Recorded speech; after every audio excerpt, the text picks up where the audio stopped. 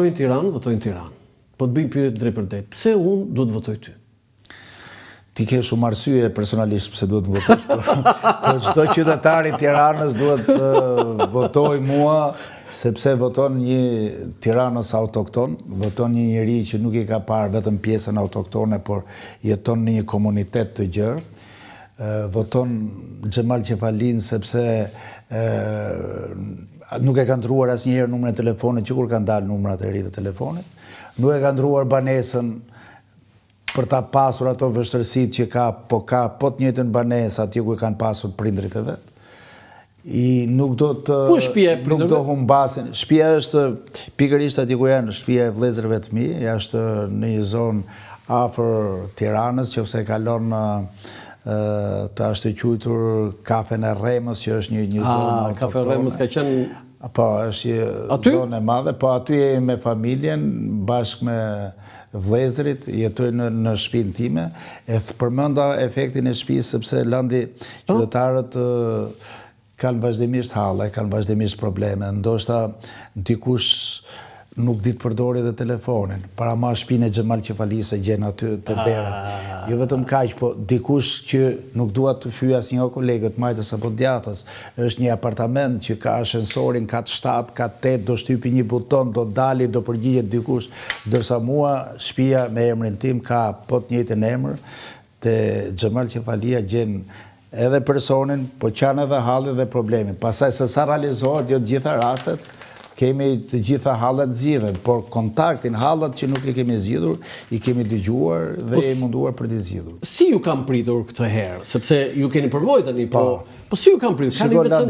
Unë jam korrekt edhe bisedat me ju i bëj shumë lirshëm dhe nuk mundohem që të vej etiketa për të maska. Normalisht qytetarët kanë pritshmëri për shumë probleme. Nuk është të thënë që ne na kanë pritur kudo që shkojmë me ovacione me dorë trokitje. Ka pasur sepse do duhet kuptuar që edhe pushteti bën elementet e saj të konsumimit.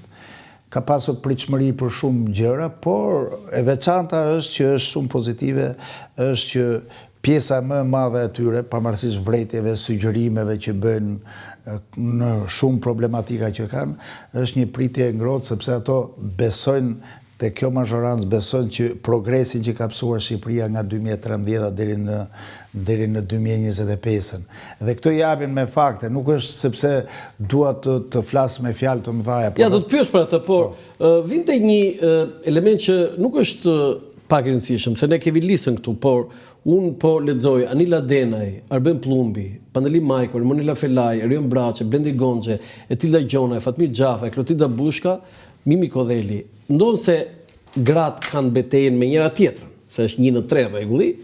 Unë përmenda disa emra që janë, po themi, nga më të rëndësishmit politikisht të Partisë Socialiste. Tani, me këtë do fitosh me këta emra, më zoti Qefalia, se gara është bërë shumë e fortë brenda llojit njërë.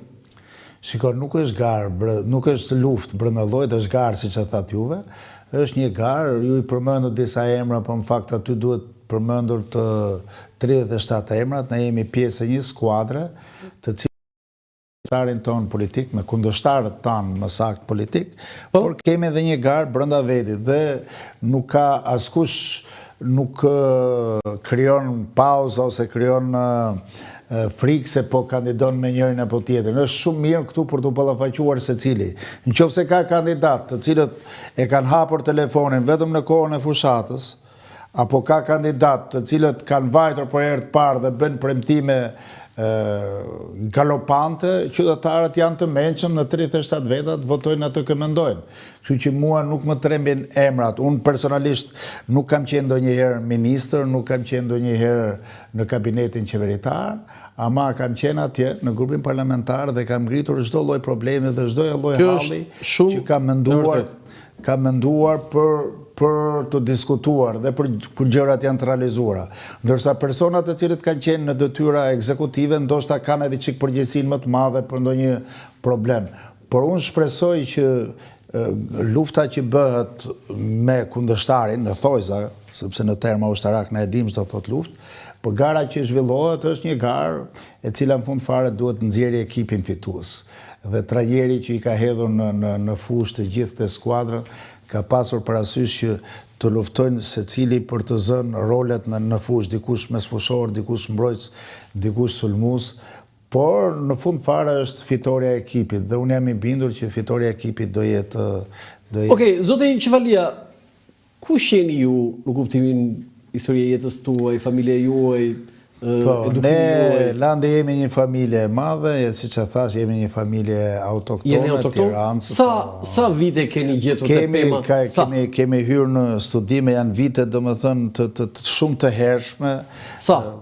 Tash nuk dua ta them se pa të bërë një studim, pa dalë një studim për gjetur familjet me disa forma, po nuk dua ta përmend, po është një epokë shumë e largët, domethënë, e ardhur familja jonë autoktone tirancë.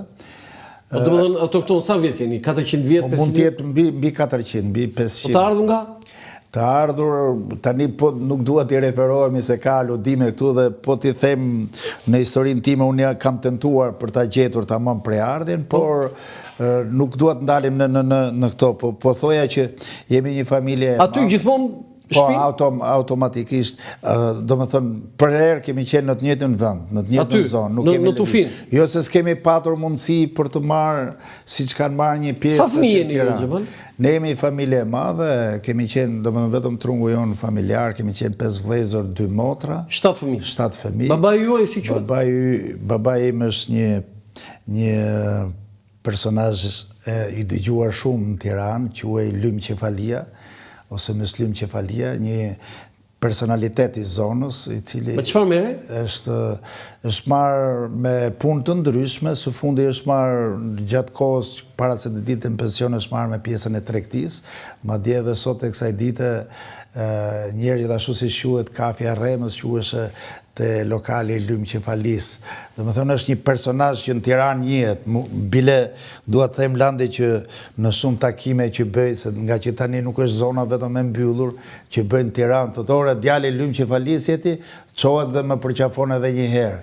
Dhe imagjino çfarë peshe dhe përgjegjësie ka mundsi i biri i tij që ndjej këtë vlerësim. Do të thënë gjithmonë shpinë aty te Kafe Remës. Po, gjithmonë aty. Tani Kafe Remës, pse ngeli Kafe Remës? Po pikërisht pra se këto kanë qenë bashkë, siç ka qenë Kafja e Lymit, ka qenë e Remës, pra janë gjëra të cilët siç me Kafja e Xhafës, kështu kanë qenë. Kafe Remës ishte thjesht pronari i lokal, po pronari ishte punonjësi lokali, jo pronari, se atëherë ishte pronar, po. Po pse kjo nuk është për kohën e zogut Kafe Remës me emër? Jo, është më vonshme, më shumë më vonshme. Ai ishte punonjës, ai ishte punonjës, po i mbete ku do vëm te filani, si thoshe ku do vëm. Po ju keni qenë afër edhe në Hatkullës, ajo shpinë? Po, pikërisht aty jemi, tek ai pellg jemi, te familja. E ke njohur në Hatkull? Po, patjetër, është familje e nderuar. Si keni shkuar ju që falit me? Shumë e mirë, shumë e mirë. Ne kemi shkuar mirë me të gjithë, por edhe familja Kulla është një familje shumë e mirë, një familje e cila ka qenë një bazë edhe mbështetjes së luftës nacionale shërimtare, ka qenë një bazë. Gjatë luftës së dytë botërore? Gjatë luftës së dytë botërore, po. Dhe është një po pasaj, pse mori ashtu jeta e tij, se ju keni dhe një... Ne, se këto janë peripeci të jetës të Nehadit, i cili tashme nuk jeton. Nuk jeton. Po është një familje shumë dinjitoze, një familje me emra, ti ka... Në 97-ën që ai bëri një badje edhe mbrojtje të zonës. Ai ka lojtur një rol vendimtar për moshapjen e tuneleve, moshapjen e... Tuneli që ishte gjithë zonën aty, që ishte me armative. Do na i mbrojti. Pikërisht ka pasur një rol determinant. Po aty ka edhe familje tjera të mëdha, familje të cilët janë autoktone, janë vendosur atje ndër vite dhe kontaktet dhe hyrje daljet ne vazhdojmë të ruajmë edhe ndryshe nga pjesa e qytetit që ndoshta banorët ndrohen në pallat atje janë autoktone dhe ne në çdo gëzim. Do të thënë ju jeni 7 fëmijë. Tani jemi 7, një vëlla është ndarë nga jeta, tash jemi 6. Jemi 4 vëllezër tani dhe 2 motra.